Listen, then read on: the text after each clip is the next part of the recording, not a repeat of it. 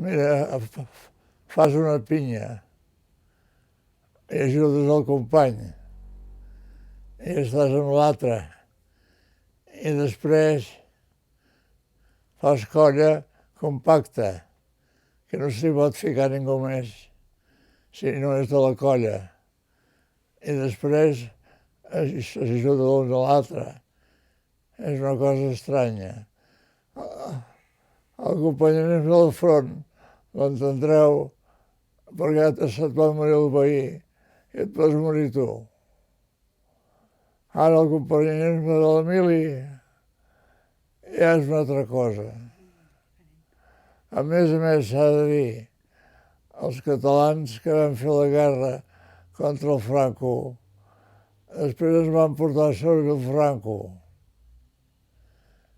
I els oficials no es van portar malament.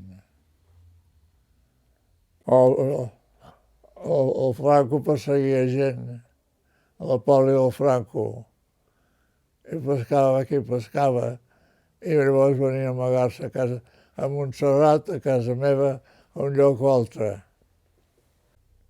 Els comunistes són molt estranys. Jo em vaig trobar un paio que va dir els capellans no heu fet res contra el Franco. I jo vaig dir, com te dius? Jo sabia el nom. Em diu fulano, dic, cony, aquest el vaig tenir amagat a casa. Sabeu què són els fets del Palau? El cantar i tot allò.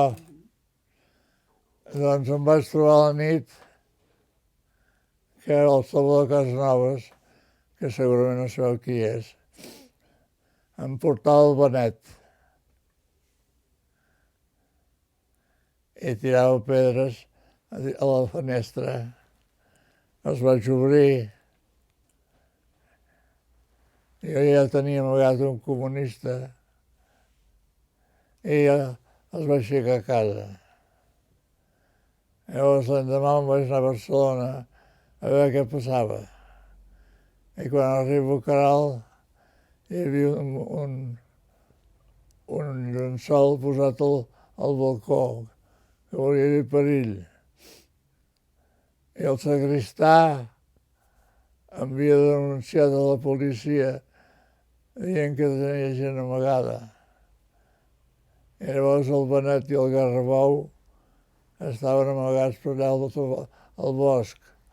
Els vam trobar, els vam ficar en un cotxe i vam anar a Montserrat, perquè no hi havia més remei.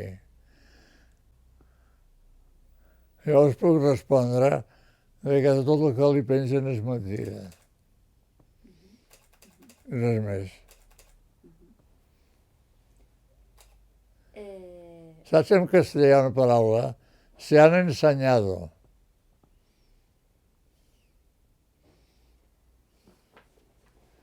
I els seus mateixos l'han abandonat.